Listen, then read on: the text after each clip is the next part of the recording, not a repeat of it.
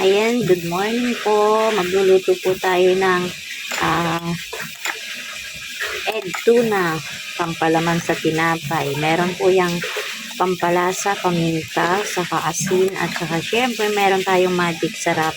Nilagyan ko po yun ng isang maliit na century tuna. Yan, hindi po yan sponsor, at saka isang egg. Meron din po siyang isang sibuyas. At ito po yung ating isasalang na. Ayan, pinainit na po natin ang ating kawali. Lalagyan na natin ng mantika.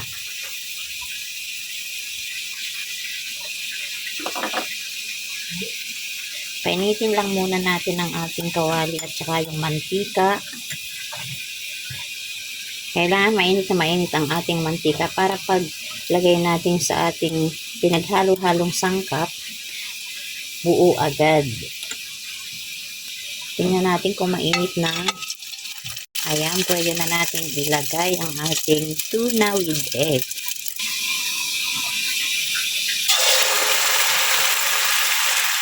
O, diba? Hintayin natin itong mag-brown ang ilalim ng ating itlog. Ayan, lagyan natin ng mantika ang ibabaw para maluto ang itlog sa ibabaw. Parang hindi yata mabubuo. Pero pwede na rin yan. Kasi ipapalaman lang naman yan sa tinapay. So kahit na hindi ka mabuo, makakain din naman natin yan. Ayan, hindi nga po nabuo. Pero okay na po yan. Hindi ko na pinakita sa inyo, binagligtad ko yan kasi palpak eh. Pero masarap din yan kahit palpak. Pang sarili lang naman po. Ayan, thank you for watching.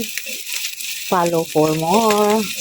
At sana po ay mag-comment po kayo dyan sa ating comment box. Kung taga saan kayo. Para alam ko naman kung saan nakakaabot yung aking walang kakwentang video. Thank you so much!